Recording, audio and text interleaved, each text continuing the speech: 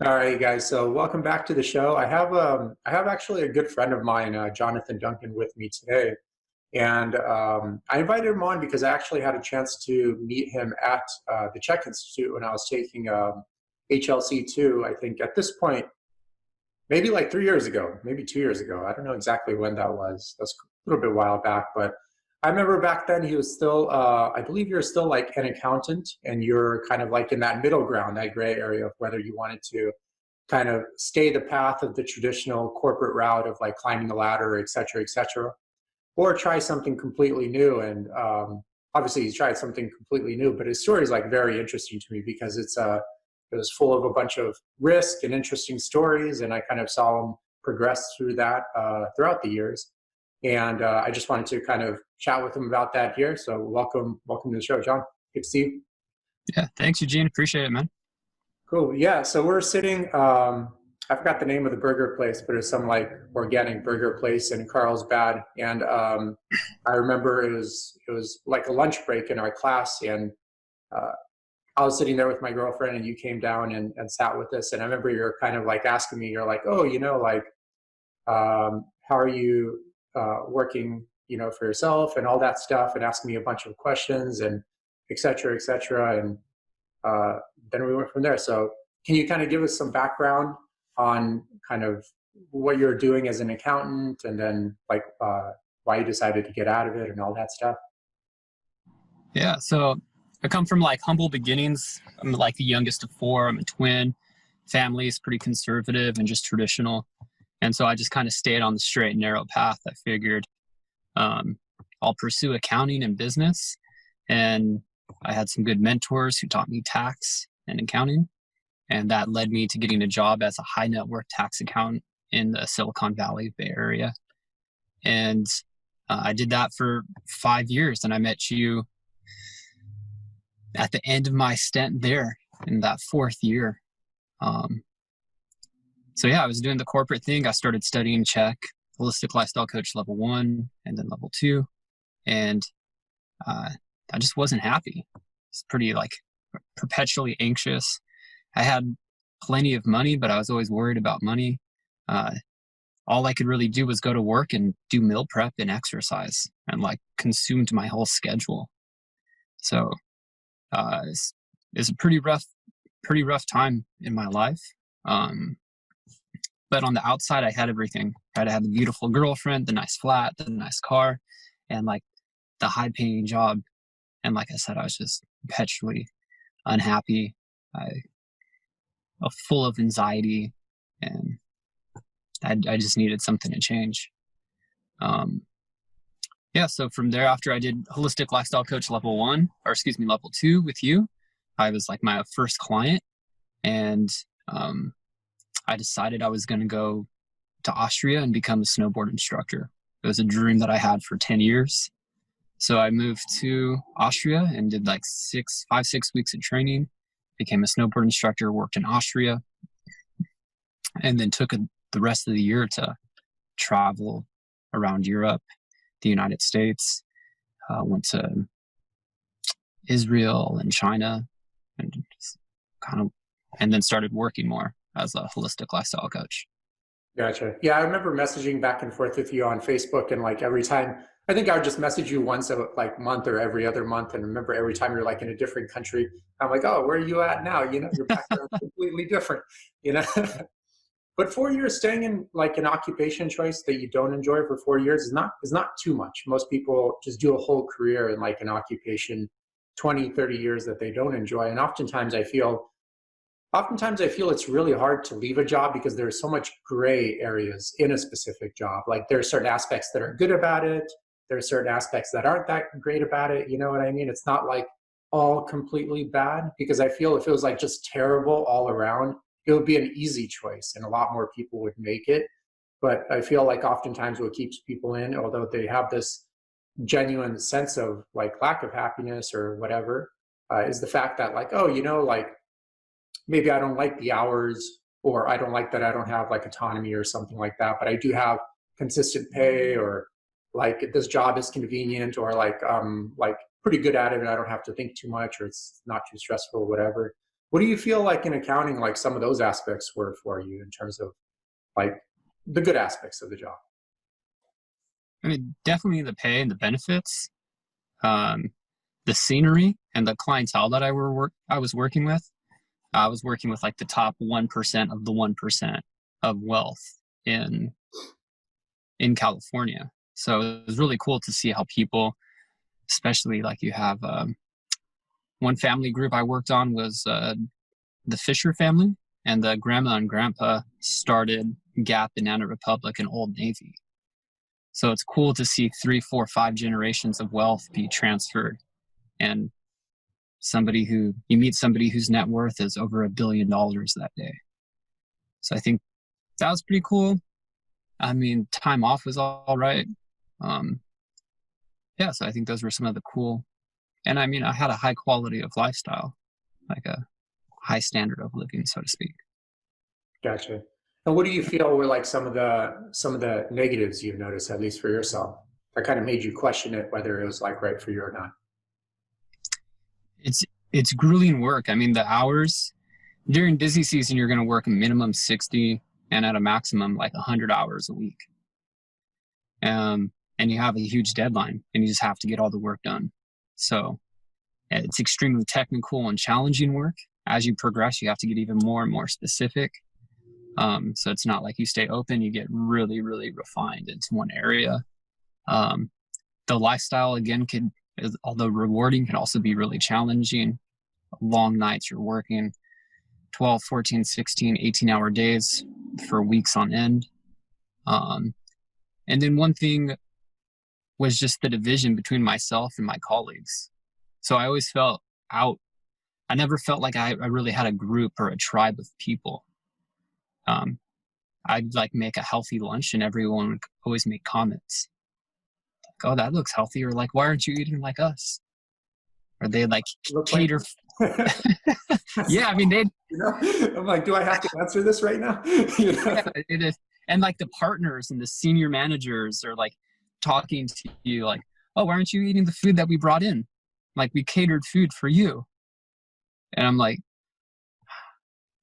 I don't know if I could like answer that question. Or they like reward you. This always really, you're roughly like a triathlete when you're working this long. The cognitive function is super high, and you're working for multiple hours, like all day long. And then they reward you by bringing in ice cream or coffee or like sweets, and then food that's extremely rewarding, but just loaded with garbage. So it's like, hey, you guys did good. Now we're going to poison you. Yeah, and In short. I feel in short, like that's not too much their fault. It's more like social programming. Like they really do care about you, but they don't understand. Uh, they don't have the education behind what even real food is. For example, even me coming from like that biodynamic farm, I had to learn the farming system here, which took many years to actually unravel. So you can imagine, like if a person didn't even do that journey, they don't even kind of like have a clue of what healthy food. And their parents probably did that to them, showed love to them by giving them junk food. Then they're like, oh, well, I like Johnathan. He's putting in good hours. He's doing good work. I'm going to give him free McDonald's today. You know, he's going to love it. And then you're like, nah. So I think it's like a two-way road. It's kind of like they mean the best, but they just don't have that social education. And the fact that, unfortunately, obesity and disease has been normalized in like America, so it's kind of normal to eat poorly. And I feel like even sometimes overweight people don't even think they're overweight anymore, compared to the people that are working next to them, which might be like even more overweight, like tremendously overweight. So there's that aspect of it as well. Do you feel like, did you have like an issue with autonomy at all? Because one of the biggest reasons why, like I didn't go into employment after college, although it was like extremely tempting. Like basically all my friends were going that route, was because one of the things like I didn't like was I felt like your future was in someone else's hands at all times, and you never know what's going on through that person's like life. They could be going through a divorce or just genuinely not happy themselves. And I felt that was like too dangerous to rely on those people for your future's well-being. So I felt that. Did you have like any of that at all? 100%. I mean, I remember working at one firm, working as hard as I could, and all to try to get a review and get a promotion, but it was completely outside of me. I had no control over my pay, how many hours I work. They said you could have like control over the clients you worked, but I mean, if you had availability, you were just going to work on whatever clients they give you. So you just don't have that much autonomy or decision over what you do. Gotcha. Well, how's the working environment? Do you feel like your coworkers is more of like a competition type of thing, since like a corporate structure tends to be like very pyramid-like, and the higher you go, the less room there is, so the more competition there is, et cetera, et cetera. Yeah, I think there's a lot of competition among peers. They would definitely post hours or share who was like working the most.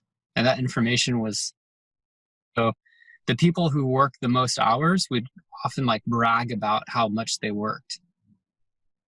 And they kind of put the employees against each other so that they could get more work done.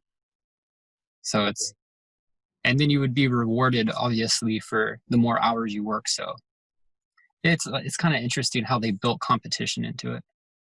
Yeah, I could see that happening. Yeah, I also noticed in terms of like the other thing I didn't like about corporate work that I could relate to what you just said was uh, the fact that basically if you're not like dying for your job, you're not doing your job kind of mentality. You don't see that in every single office for sure, but you do see that in the bulk majority of offices. And the one thing I learned, because I was doing training already part-time through college, was I could see like 20 years or 15 years of that kind of lifestyle, what it does to people, because those people were coming in to get training from me. They're 35 or 40 years old at that time. I was maybe like 20 and training them, and I could see the kind of the result of living that kind of lifestyle. And I'm like, man, it's like almost impossible to be like mentally and physically like healthy in that environment, even if you do care about doing that. It's like very, very, very difficult to do that. Which what's your opinion on kind of corporate wellness programs? I have like a few opinions on them, but what's your opinion on corporate wellness programs? I mean, I appreciate like all what the firm did to try to help and support its employees and the firms that I work for. I'm not trying to like bash all of them. For the most part, at one firm, they had like a good corporate wellness program, but they would roughly just give people like Fitbits and then like tell them to make sure they're like walking enough, or like take the stairs and try to drink water, get up and stretch every hour. But then again, when busy season would hit, like all that stuff they're not really incentivizing it. Yeah. At one firm that I worked at, they had there was nothing about corporate wellness. So I think the corporate wellness programs that I've seen, especially in contrast to what I know now, kind of barely scratch the surface of what they could be. Like just make sure you're taking walks. And I think that's kind of comical. Yeah, I mean, I'll use the negative terminology in this interview, okay? Yeah. I mean, you go outside after sitting down. Too nice here, okay? Yeah, I mean, it's kind of crazy because they'd say like go for walks, but you'd come back from a 15-minute walk and you'd have emails to answer. People would be like, "Hey, where were you?" In some cases, so yeah. What was your perspective on them? Well, my thing is, I try to look at it holistically. I'm like, first of all, I really, let's say, I really don't think you could help a person find their mental and physical health completely unless you take them out of the environment that caused all those problems to begin with, and also touch on a few aspects of their belief system that led them to find it acceptable to be in that environment to begin with. Because first it was their choice to go in that environment, and then it was their choice to stay there. You know what I mean? So you have to work out it two ways. You got to work on their belief system, which is something you do a lot of with your coaching now. And then you also have to work on slowly phasing out of their dependence on that very kind of toxic and not health conscious environment. And I get it. Corporations, they're also it's a competitive environment out there, and now you're competing internationally against many companies like yourself. Oftentimes those other companies hire people for way cheaper than the American workforce, so I get it. But uh, I, from what I've seen, just like you mentioned, I think their corporate wellness programs are comical at best, they don't really do too much. In fact, they discourage people because when, uh, the good intention corporate employee that goes to these wellness programs, they try it, they obviously don't see any results. If they do see any results at all, it's like very minimal at best. And then that is what the health profession is reflected as. That's what they think all health professionals are. I'm like, oh, if I just hire this advanced check practitioner, he's just going to have me do 2,000 steps a day, because that's what health, and that's the mental impression they get, from doing these programs. But there's obviously, as so much great information out there that goes so much beyond even the best nutrition and workout programs. And even the best nutrition and workout programs have so much that go just into those alone, so it's kind of like, I feel it's just giving them a bad first impression, and these people want an answer, and it's not provided. It's not provided in those programs, at least all of the programs I've noticed. So first, you got to get out of the environment that's causing all the, if you have like a rock, like, our friend Jator Pierre would say, if you have a rock inside your shoe, take the rock out. Stop taking painkillers to continue to walk with that rock inside your shoe. Like a 5-year-old child would probably understand this, but for some reason, very educated adults do not, so that's my take on it. Right. Also, I don't know if you felt this, but I feel like all the time, like especially in corporate environments, it kind of keeps adults in this perpetual loop of actually kind of being like children and never being able to actually progress to being autonomous adults. Because, I mean, look at the relationship between like a child and a father and an employee and a boss. The child has to do chores to get their allowance from the father. The employee has to make sure projects are done on time with the adequate amount of quality to get their paycheck from the boss. The employee has to ask time off to spend with their friends from the boss. The child has to ask their father to spend time with their kid, to spend time with their friends on the weekend, So it kind of like actually just keeps you in this constant loop of like being a child. And then you have children, you raise them to continue to be like children their whole entire life. I don't know what your take is on that. Maybe you have something more positive. No, I mean, I hadn't really thought about it too much of like this kind of codependent father-son, father-daughter relationship, but it's pretty similar to that. I had a different perspective, similar. It's kind of like you're getting put into a feedlot, right? So you go into like your own little square, and then you just get fed grain and soy and wheat. You gotta get milked for productivity. You literally, man. And then, I mean, one thing I started noticing was I started looking at management and like the partners. And although they were making $500,000, $750 to $1 million a year, 750K, million a year, they would say, oh yeah, like everything's great. I really enjoy my life. But then I'd ask deeper questions, and most all of them had been married twice, don't have good relationships with their kids. And you could also see it in just their posture. I remember one partner, he had a huge hunchback. Most all of them are overweight. Not saying this is the case throughout the whole industry or everywhere, but when I looked to that as like a father figure, it wasn't something that I wanted to pursue for the next 10 or 20 years. And that was just in my experience. Yeah, and also people forget that, you can't become overweight, like basically without chronic inflammation.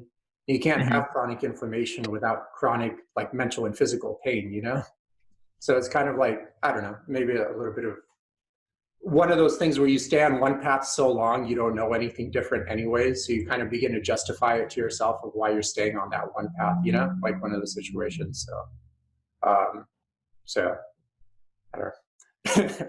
Yeah. There's that aspect too. Well, I'm pretty sure.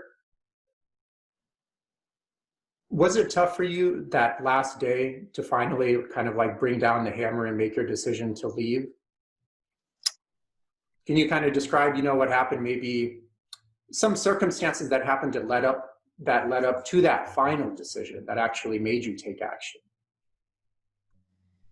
Yeah. I mean, a lot of it for me was I was always kind of struggling doing the tax work. Like I could do an okay job, but when I was compared to my peers, you know, I just wasn't doing as well. It was really hard for me. I felt like I was kind of always behind the eight ball with like my managers and my mentors and my teachers. Um, until I got to my last firm. That was like my fourth and fifth year. And by the time I got there, I was just burnt out. I had ended a 3-year long relationship. I had moved. I'd started a new firm. I started doing the holistic lifestyle work. I started doing more bioenergetics, breath work, body work, active meditation. And so all those things were stacking up against me.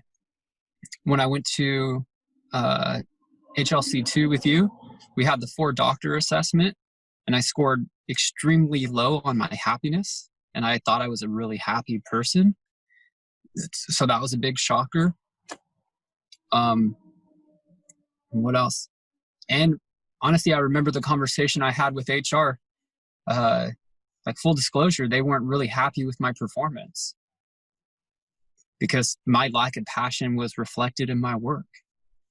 And they were like, yo, you either need to like double down or we can't guarantee you a job here. And I was like, well, full disclosure with you guys, I've been planning to retire, been planning to quit. And so we came to an extremely beneficial, for I think both parties, separation. And it left me in a great place to go pursue more of my own dreams and my own desire. And I had the courage and the friends in the background to support me to move forward. Gotcha. Were they sad at all when you said that or disappointed? Yeah, I mean, I remember the conversation, like I was crying. I mean, it was when they had come to me and told me that, I was waiting for that conversation because my peers were just outperforming me. And when I finally was just like, this sucks. This has been extremely hard for me. I'm trying to give it my all and I just can't do it. It was finally like this 100-pound stone off my back was just gone. And so it was extremely cathartic just to share. And then they were apologetic. They're like, we're really sorry you've gone through so much pain. We wish that it wasn't the case. So. Well, how did you progress after that, So what were your first 2 weeks like? Let's go with that. Like how you kind of regrouped and figured out your next step, because I know that could be a challenge for a lot of people as well. Well, luckily I had savings. I had like a good amount of money saved up and I was like ready to move forward. And so what was it? I think it was the beginning, second week of December, I retired from accounting. And then I had already moved from a very comfortable space with one roommate into a co-op, a 30-person co-op in San Francisco. So I went from living with one person to 30 people in like a Victorian-styled mansion. So I just really rattled my cage. So it wasn't really like a settling in phase. It was like getting me ready to move forward. Yeah, and then after that, I went to a grounding camp with Elliot Hulse where we did a bunch of active meditation and bioenergetics. And then from there, I was on a plane to Austria. Well, really quick, how's your experience with living at that 30-person co-op? Because if I remember correctly, you didn't stay there too long. So I remember you messaged me a few times saying that I was cleaning the kitchen. Oh my God, dude. I remember that. So just to show to the listeners, it's not going to be a perfect road either, getting out of that. So, but, one thing, sometimes people go like, oh, living with 30 people or dealing with a dirty kitchen is difficult. But Hmm. sure, but like working a job you hate for 10 hours a day and feeling burned out and obese is super difficult too. People forget that, you know? I'm like, man, Yeah. that is hard too, to do that every day in and day out. So, anyways, I don't mean to take it away from you. Go. How was your experience in that 30-person co-op, and how long did you stay there for? I stayed there for a month. It was extremely like I had an amazing time. It was rewarding for me to be there. Obviously, the kitchen is kind of the heart of the class or the house, and so you had a group of like clean people who were really organized. I like fell into that category, so it was like satiating for me to see the kitchen clean. And then you have other people, I call them anarchists, who like that literally makes them squirm inside. Like a clean kitchen, like they just come over and will drink a glass of water and just put the cup right in the middle of the kitchen, just because like there has to be some disorder. Um, Other than like the kitchen being dirty, most often, it was a great experience. Working with new people, sharing, like people were supportive of me not being an accountant and me being a coach. And they're like, "Oh, what's your coaching like?" People were like, "Oh, you do meditation? Let's go meditate together. Oh, you talk about health or nutrition or a holistic lifestyle? Let's have a conversation." Um, the co-op or the house had it's kind of like a Burning Man concept called like a duocracy. So if you wanted to do something, just do it. And yeah, I mean, I had a terrific time there Gotcha. for the month that I was What were the occupations like of people living there? everything. I mean, um, you had computer programmers, you had people who were working at Apple, so like engineers, you had people working in the health industry, you had students who are going to like UCSF, um, like kind of the whole gamut. You had people who were just working like kind of odds and end jobs. Um, but I mean, it was a great mixing pot for me to just. That was actually real diversity. It wasn't like the diversity I was experiencing in the corporate world, which was pretty much just white men. The stormtrooper, you know. Yeah. Yeah. So, well, I guess, like, how much time did you give yourself, given your savings, to kind of navigate through the next steps until you figured things out, And really quick, just for the audience, Johnathan was living at the time in San Francisco. Super expensive at that time. This was before COVID. I think like the rental prices went down significantly now because a lot of the people are moving out. But so, I take it was still even probably pretty expensive to even live at that place, right? Yeah, I was still spending $1,500 a month to share a room with Yeah. somebody. So, yeah. Yeah. So, yeah. Anyways, I just wanted to bring that out, that your transition wasn't like, oh, now you're paying $30 a room and stuff of that sort. Yeah. I mean, I was still spending like a significant amount of money. But I had given myself, I set the bar pretty high. So I figured like I'd just go into coaching and everything would work out all right. That definitely wasn't the case. Like it was challenging. And then I was trying to pick up clients and work with clients from around the world who I just met. Again, also really challenging. So, I mean, I probably had like 6 months worth of savings. And that took me pretty far. Well, what made you decide to kind of, like, after a month, leave that place and kind of take the next step? Did you already plan it, or did you just plan it on the go, or how is your kind of logistics looking like? Yeah, so I had planned everything from leaving the firm all the way to going to Austria and Switzerland, because those were two big dreams: to go snowboard in the Swiss Alps and then also to become a snowboard instructor. And then after that, I kind of left it open. I specifically moved into the co-op to rattle my cage because I was so comfortable and in this like very form-fitted suit all the time that I wanted to go get stretched and pulled and like moved in different directions. So the co-op was something like I knew I was going to be traveling and living with new people. and I wanted something that would push me, and just to see how I would adapt to the change. Gotcha. Okay. Mm-hmm. So like after the co-op, you went straight to Austria, or did you do something in between? You went straight to Austria? I went to Texas. So I went from That's right. I went to Texas for the weekend for the grounding camp, and then I went straight to Austria.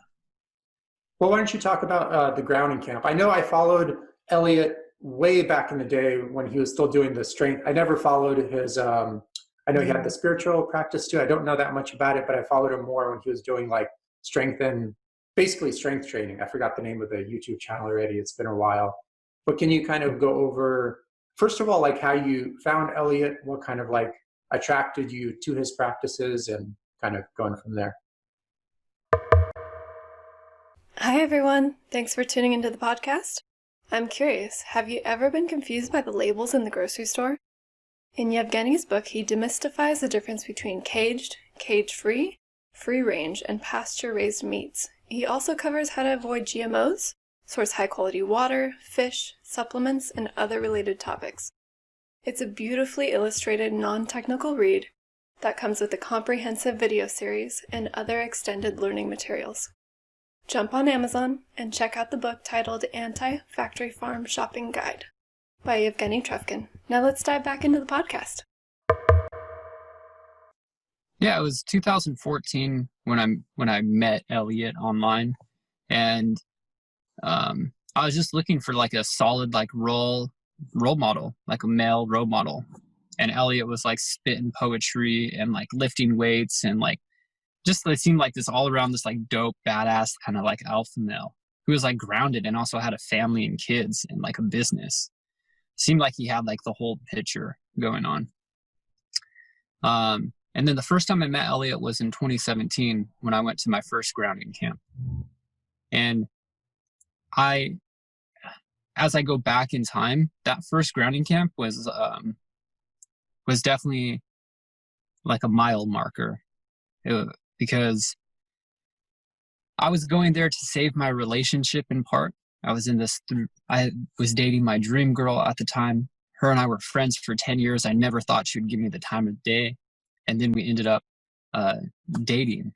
And after 3 years, our relationship was crumbling. And I was like, I have to do something to change to see if I could change the relationship.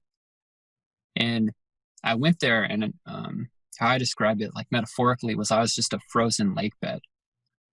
And grounding camp, doing all these, we go into active meditation, some really powerful hour-long movement-based meditations with breath, and then bioenergetics, like breaking up we have neurotic holding patterns. Our breathing gets stifled, our posture gets shut down. We're not expressive with our emotions and our energy. And, little kids just sit down, don't do things. And then basically we go into the office world and you're like, sit down, just go do your thing. Again, mommy and daddy telling us what to do.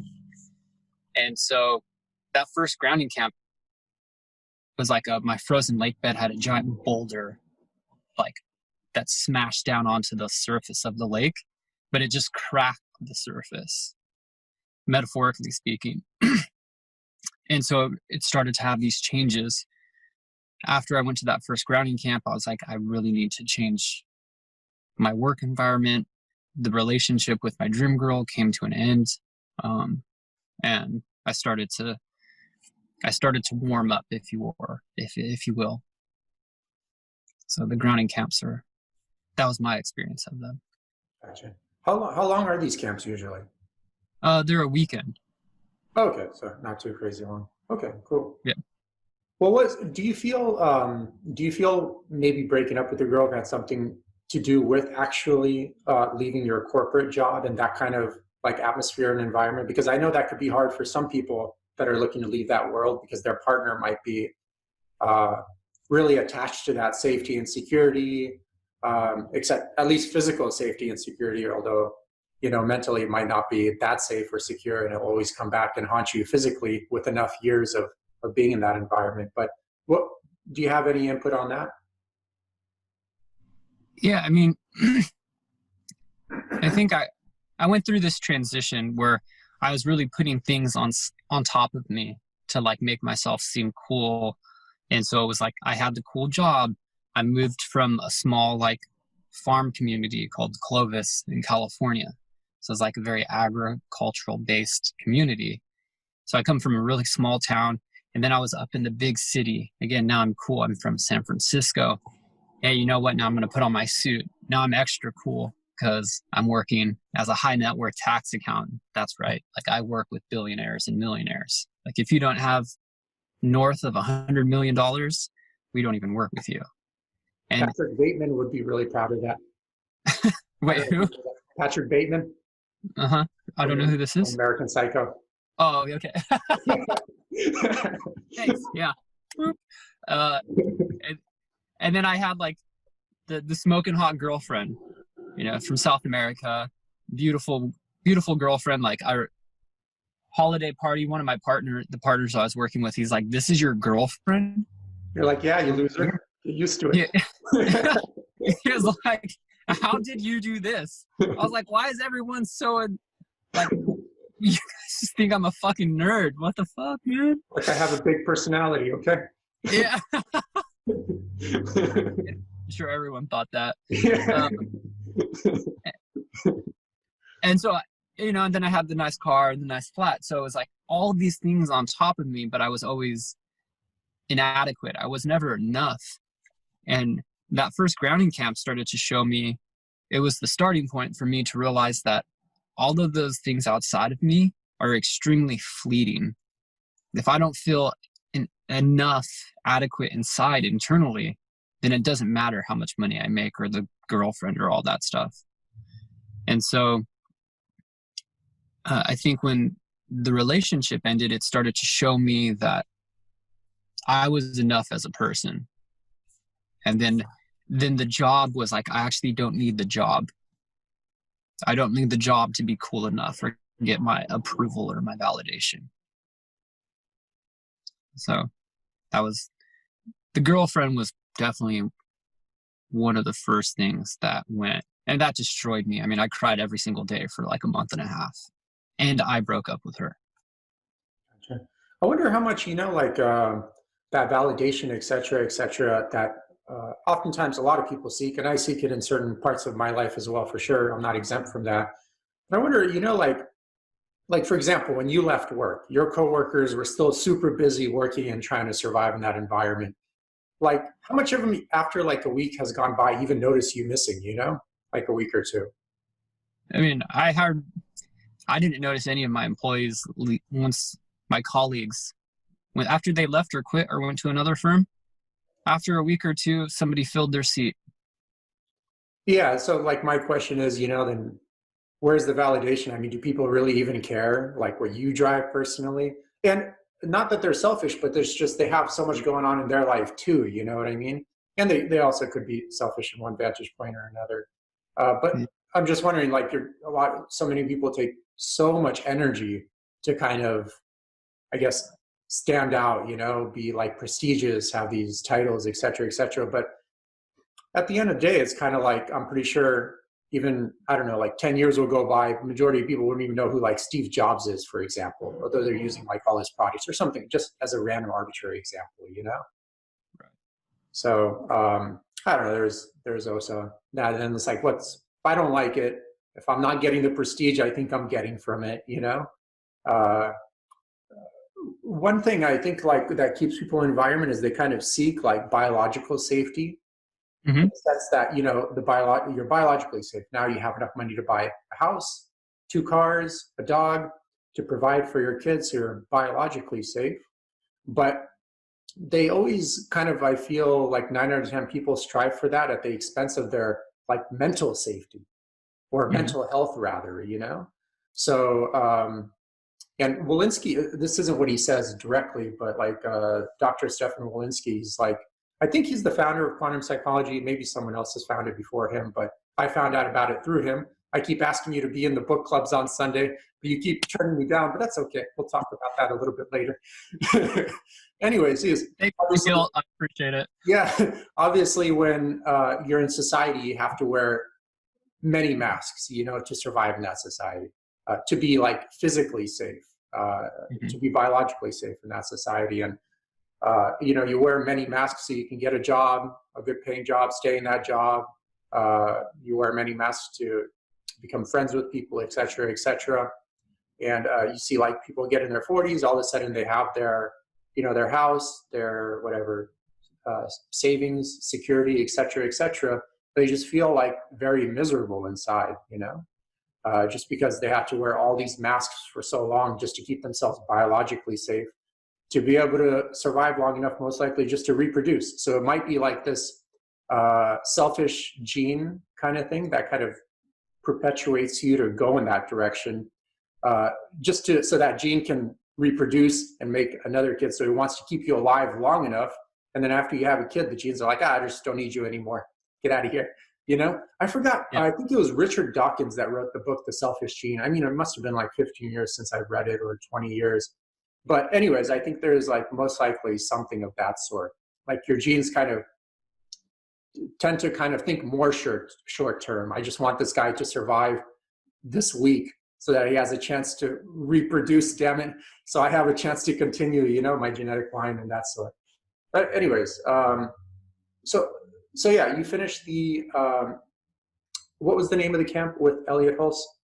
Grounding camp. Grounding. Yeah. Cool. And then after that, you kind of just took off straight to Austria? Yep. Cool. So can you go into kind of your story there? Because I know you ran into some challenges in Austria as well. Oh, dude. So just to piggyback off what you said and to go and dovetail into the next thing is, one thing that I had studied is our biology actually evolves as we go to new places. So when I go into the mountains, into a new mountains, or into the desert for the first time, my biology is, in short, going, shit, this guy's in a different place, different bacteria, different germs. I need to evolve so that he doesn't die. And so it actually releases our potential. So when I went to Austria, like, things were changing for me. I was really excited, really stoked. Snowboarding 40-something plus days in a row, getting really good, getting metaphorically whipped and beaten down by my Austrian trainers, just telling me how horrible I am at snowboarding after 18 years of thinking I'm pretty good. And they're like, that stuff underneath the dirt or underneath the snow, that dirt, like, you're beneath that. You suck. Like, horrible. I like that. So savage. I mean, I appreciate it now, but at the time, it's like, again, bring me to tears because of how brutal they were. Yeah, man, it was really hard though, because technically Americans can't work in Austria without a lot of background. And again, this was where just thinking like everything's going to work out and like going with the flow works out and that things are okay. But I got to Europe and realized I could only be here for 90 days before I need to leave. And I had no idea about that. I had no idea how hard it would be for me to get a work visa. And so I ran into a lot of challenges. Also, like, I lost my debit card within 2 months. So luckily I didn't lose my credit card, but yeah, man, I had no access to cash. And then my phone was shut off. So I couldn't even get a new debit card shipped to me. It kind of reminds me of this one story in 2013 when I was in India getting ready to leave after being multiple months there. And I showed up like 8 hours ahead just to make it to my plane ride. And I took a nap and then freaking overslept my damn plane ride, And then like I missed, I'm like, damn it, dude. I woke up and I see the time. I'm like, what the hell? That time must be wrong or something. I'm going to go check another time. And sure enough, it wasn't wrong. And then like that same day, my damn credit card expired, and I had no phone with me either. And I'm like, shit, now I'm super screwed. So I ended up being stuck in that airport for like 2 days until I figured out how to get my parents to buy a ticket for me so I can get back home basically. Anyways, interesting story. Kind of similar to yours. Well, did you start, so you're already working as a snowboard instructor at this place or kind of getting training to work there? So the one place I went to, they did a certification or they did a training course that would prepare you for the Anwärter, which is like roughly a level 2 snowboard certification in Austria. And so that comes with like teaching, writing exams, and then also like a written exam. And it's all in German. So I know some like basic snowboard broken German. And yeah, and then after that, I went and worked kind of in a gray area. I worked at a resort or at a ski school for some time. Gotcha. Okay. Well, I remember you also worked on some, or volunteered rather, on some farm or something, because I remember you sending me pictures of you shoveling poop all the time. Yeah, I worked. I met a guy randomly, and he lived in Ireland and had a cottage with like 8 horses, or it was maybe 6 horses and like 8 cats or something. I forget. And yeah, so I worked on a cottage shoveling horse poop for for food, water, and shelter for like 40 days, 8 weeks or something like that in Well, the heartland. for anyone that's interested in doing something like that, is there like a website you used or some kind of resource to find that that is even an option? Yeah, you could do like woofing, WOOFING, or woof.com. And it's like a work exchange program. And you could do that. I knew this guy personally, so he and I just worked out the arrangement on our own. But yeah, I mean, there's loads of opportunities. There was maybe before COVID, loads of opportunities like that. Gotcha. Well, so we're at this point in the 90-day window that you have to kind of like figure something out, are you, in terms of like working at this other place? That was in Ireland, right? If I'm not mistaken. Where was Yes. that? Yeah, that was in Ireland. Okay. And that's why I went to Ireland, because I had plans to come back to Germany, back to actually the EU, and at that time. And so Ireland's not part of the EU, so I could actually go. When I went to Ireland, it stopped my time that I could be in Europe. So Oh, does it reset then? Or you have to wait a few months before you kind of, because I would just go there for a weekend and then come back and I'm like, ah, got 90 more days. So. I think it's 90 days in a 180-day window when I was studying, or like there. You bastards, you got to figure it out. You know? Yeah. Yeah, they're like, no. You get 90 days in a 180-day window. That's quite a few days shoveling poop to go back to 90 days of snowboard. Yeah. But I mean, I'd already paid for some of the other stuff because I wanted to go back and take another certification and training course, my like level 3, my Landis for snowboarding. And then I was also helping out with a group called Tantric Energetics, and this woman taught Elliot some of what he knows, if not most of what he knows about bioenergetics and the active meditation work. So I was working with Elliot's teacher and helping her with a workshop and going to some of her training courses. Have you ever thought of, during your journey, to do like this English tutor abroad program? Because I know like I have, or even just go like straight up almost like backpacking homeless, because I have one friend, my childhood friend, that did that for like 10 years straight. Mm-hmm. Thomas Lycan, I did an episode with him earlier, but have you ever thought of during your journey doing something like that? I didn't have too much interest in it. I was coming up on like being really hard up for cash, and so I was considering doing the English thing, but you actually have to go get like some certification or some training to actually teach abroad, and it's not that hard, but it was more work than I was willing to do at that point in time. Gotcha. Okay. Well, so basically, when you went to Ireland, how many days left do you have until you have to make that?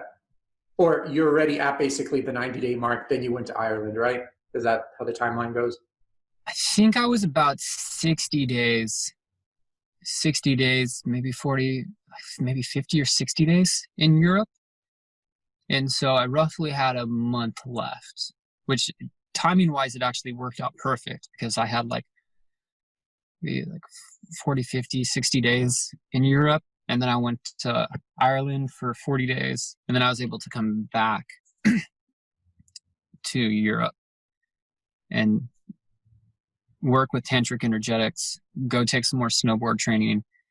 When I went to the second round of snowboard training, I met a guy, one of my roommates, who was from Israel. And then he offered me a place to stay and live in Israel. All I had to do was basically buy a plane ticket to go live in Israel for some time. Gotcha. What was your impression of Austria, of like the people there, just the environment, the atmosphere? No, people were great, man.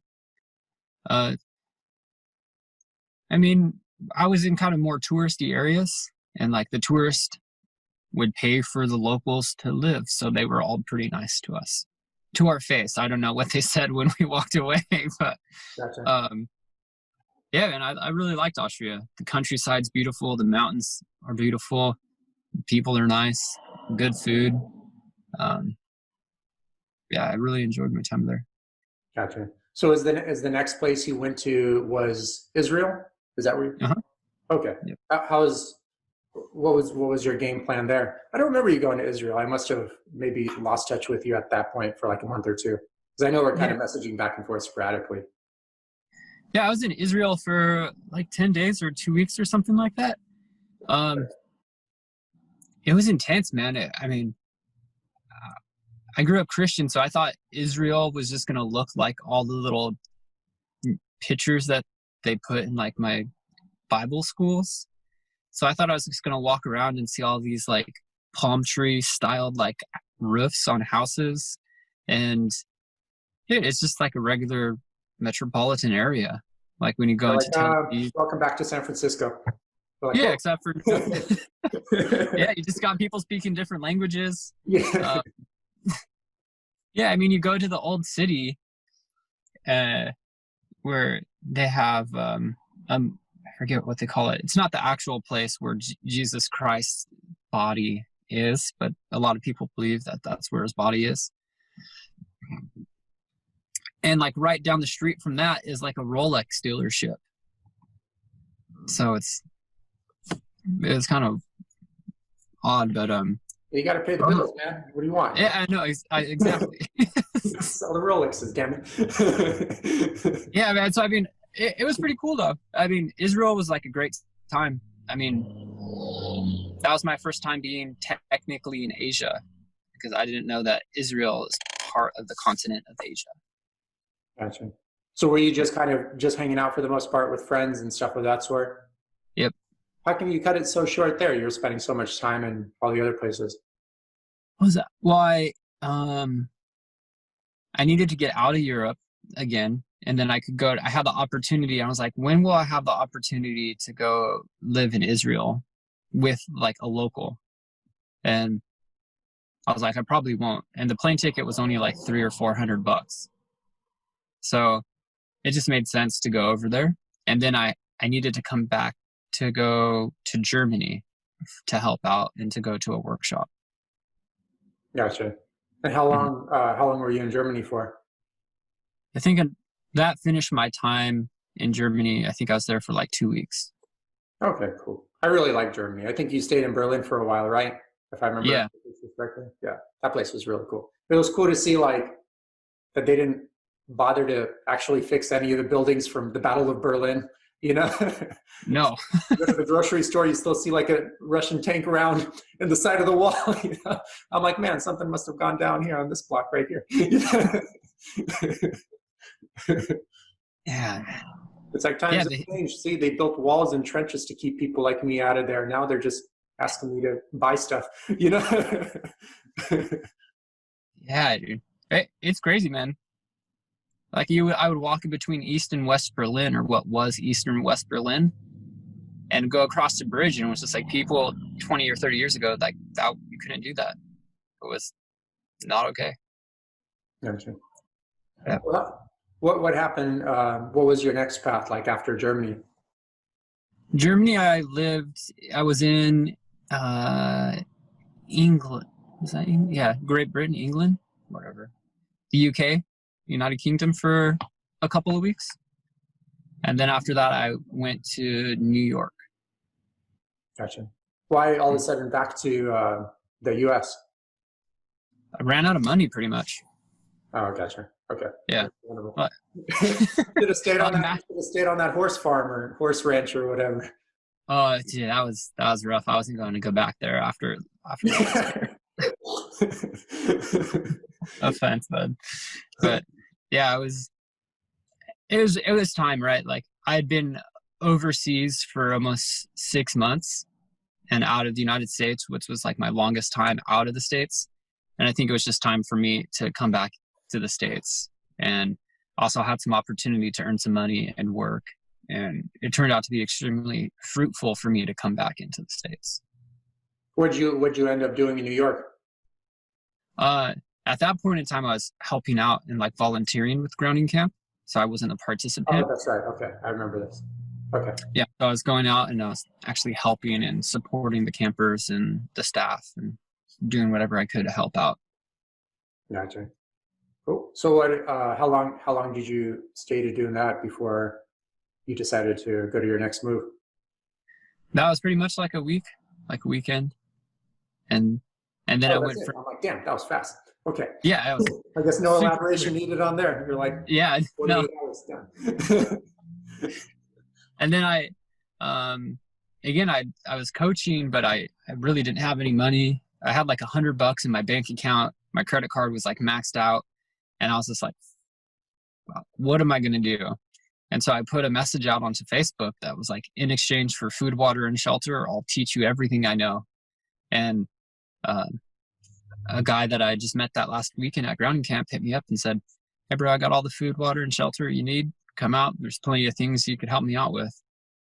And so I lived in Chicopee, Massachusetts for about 2 months, 3 months, helping this guy out.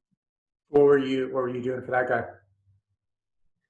I mean, again, studying holistic lifestyle and the importance of your environment. I think we took 3 truckloads of trash out of this guy's house.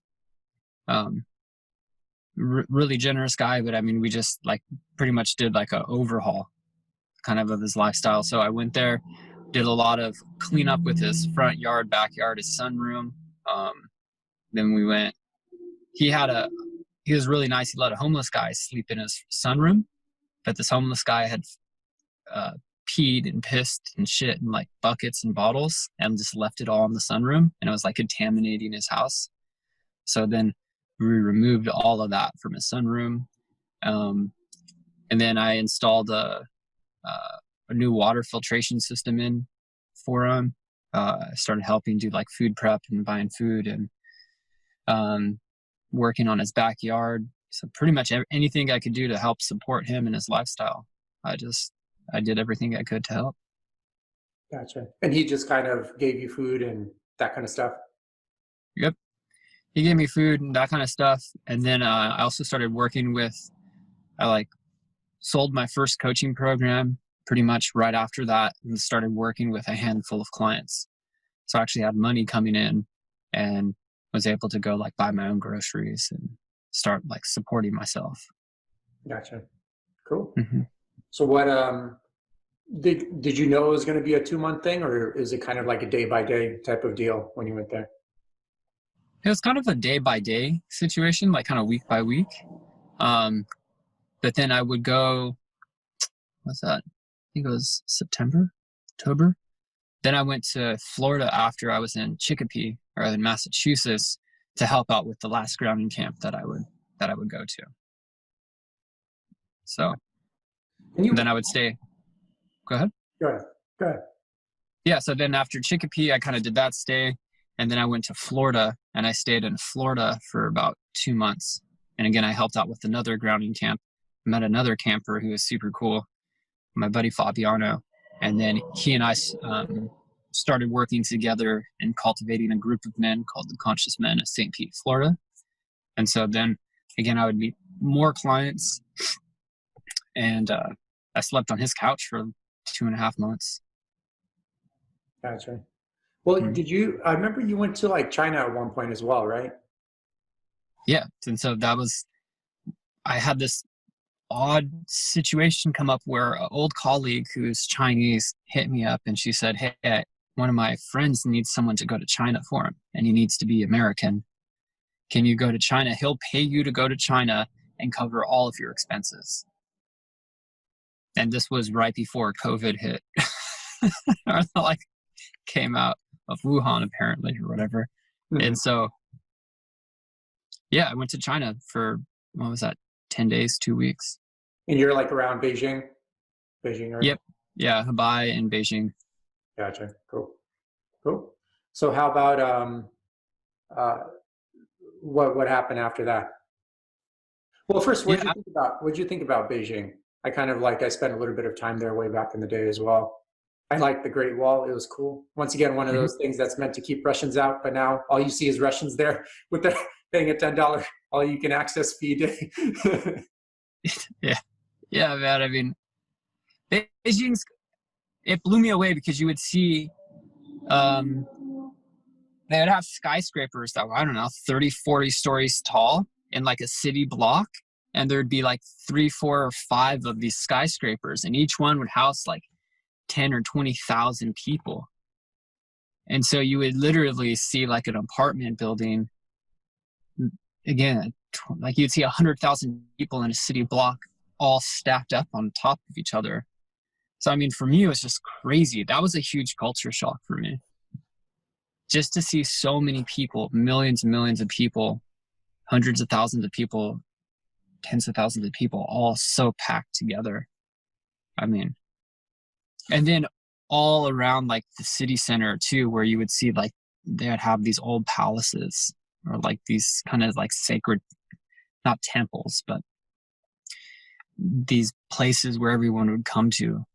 So, I mean, China, China blew me away. I had an amazing time there, but it was a huge culture shock for me. Did you have to get used to like the fact that there's no lines in China? They just kind of bundled up into like a whole group of people, and then you have to like run to the front the second something opens, you know? Yeah, I mean, luckily I had like, I always had somebody with me who was like my interpreter and somebody who was guiding me through the process. Because roughly I just followed them. I was like their shadow the whole time I was there. But yeah, man, it's you got the public bathrooms are just holes in the ground. You can smell from like a block away. And then when Yeah. you go, there are like 10 people watching you go to hurry up and go faster, you know? Well, I guess I'm lucky I didn't experience any of that. The people that I went with, one guy owns his own like branch of schools, like a university and all these things. So I stayed in like really nice hotels and places the whole time I was there. Gotcha. I Mm. remember when I showed up there for the first time, I got basically like almost run over like the first hour 2 times. And then I had like anxiety and had to go sit at a coffee shop for like an hour to like calm myself down before I can continue to find where my hotel was, you know? Yeah. Anyways, I thought the place was cool overall. I enjoyed it a lot. I thought it was really cool. Mhm. Well, what happened? What happened after China? Where did you go after that?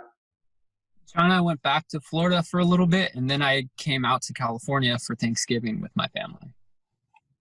And Thanksgiving this year, is that what you're referring to, or was that Last year. Last last year. year? Okay, gotcha. And what do you like up to like right now these days? Uh, these days I'm a snowboard instructor, so in the wintertime, again, taking all that education and what I learned from Austria and snowboarding over in Europe in the Alps, I take that information and I share it with the students and the snowboard instructors up at my local ski resort. It's called China Peak. And so there I feel like odd saying this. I'm the lead snowboard instructor and like the snowboard trainer. So I teach new riders to snowboard instructors how to progress safely and have fun throughout the whole time. So I do the snowboard instruction, and then also I'm a health coach, holistic lifestyle coach, and I just started working with a new a new company. Gotcha. Cool. Mm-hmm. So what are your some of your, I guess, like final pieces of advice for a person that's looking to transition and maybe do it a little bit smoother than you did, some things you learned from your experience, uh, et cetera, et cetera. There's some adage here, but it's like, basically take your time to plan and prep. If you're making the move from something stable, like if you're on an island where you're making $100,000 a year, I wouldn't encourage you just to jump into the water kind of like me and just start swimming, because you might drown in the process. But I would encourage people to, like, if you're over here making all this money and you want to start this new project, is start to build this other project up so you could step onto solid ground, or just save up a bunch of money in the process. And I guess another piece of advice is, when you pursue your dreams or your passion, you don't know who you'll be on the opposite side of that. From my experience, it's 100% worth it. All of the headaches, all of the challenges have supported me to be where I am today. And I would go through this whole process again, because being on the top of the mountain I dreamed about being on in Switzerland for 10 years was one of the best feelings I've ever felt. You know, going and being a snowboard instructor and sharing my passion with new students, to adults and snowboarders, like other snowboard instructors, is some of the most gratifying work I've ever done. And even as a health coach and studying holistic lifestyle, it's had a huge impact on me, my relationship with myself, and the people around me. So I just encourage people to do it. What would you say, like, who are your, do you have like any notable, I guess for lack of a better word, I can't think of it off the top of my head right now, but any notable like mentors that kind of really helped you transition along the way, or like influencers, or maybe books that you can recommend as well? I mean, my family was a huge support, and just like my peer group of my friends who've known me for 10, 15, 20 years, if not longer. When I told them my ideas, they were like, yeah, that's a great idea. I never saw you as an accountant. So I definitely talk to just like people who are close to you and know you and get their feedback. Maybe if they say it's a bad idea, maybe it's not a good idea. But for me, like Elliot was a huge inspiration, motivation. Chrisana Locke and Mazen Harb, who are from Tantric Energetics, they were amazing teachers and supporters. Paul Chek was a huge one. And then also Jator has been Jator, I always get his name wrong. Pierre? Yeah, Jator Pierre. And even yourself, man. Like when I remember talking to you, and it's still a huge thing for me, it's just quality of life doesn't need to cost a whole lot of money. You know, you could just slow down your burn rate and not buy a bunch of dumb shit, and then have a humble house and eat really good food, and your quality of life could be extremely high. Warming my heart here. Thank you, man. You're for the listeners too, there's a really good resource, Mr. Money Mustache. He's really great to follow. I had 2 clients, one 35 and I think one was 42, like completely retire at those age, at that age, following the guy's advice. It's very realistic, and he has a very like realistic approach that like pretty much anyone can follow and do if they're interested in that path, financially, because oftentimes the finances is what holds a lot of people back. So just check out his stuff. It may or may not help, but just another resource for any of those interested. So is there anywhere people can kind of reach you, John? Do you have like a website, or do you prefer like another medium? Yeah, I mean, my Instagram at jpd.hlc is a great way. Same thing on Facebook, just Johnathan Paul Duncan, or the Facebook page. It's JPD Holistic Lifestyle. Cool. Well, it was a pleasure to chat with you. It's been great knowing you for like 2 or 3 years now. Forgot the time. Mm-hmm. You're having a great time. Time flies, you know. Forget what it is. Exactly. But anyways, it was kind of great to see you again, and happy to hear you're doing well. And thanks for being on the show, man. Yeah, thank you, brother. I appreciate it. Hi, everyone. Thanks for tuning into the podcast. I'm curious, have you ever been confused by the labels in the grocery store? In Yevgeny's book, he demystifies the difference between caged, cage-free, free-range, and pasture-raised meats. He also covers how to avoid GMOs, source high-quality water, fish, supplements, and other related topics. It's a beautifully illustrated, non-technical read that comes with a comprehensive video series and other extended learning materials. Jump on Amazon and check out the book titled Anti-Factory Farm Shopping Guide by Evgeny Trufkin.